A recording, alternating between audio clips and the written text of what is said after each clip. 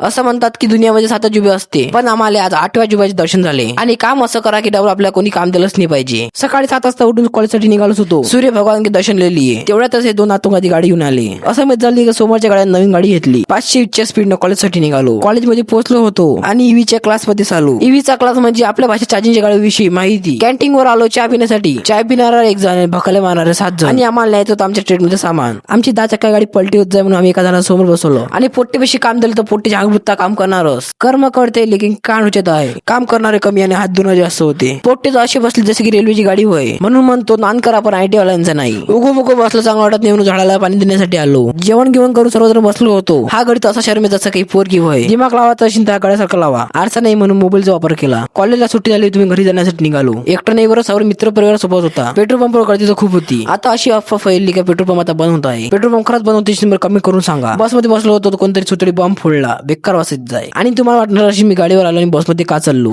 त्याला थोडासा काम होतं तो कुठेतरी गेला होता. बसमध्ये उतरला आणि परत मला त्याची गाडी भेटली कारण त्याचं काम झालं होतं. आता फक्त तुम्ही एकच काम करा मला फॉलो करून घ्या.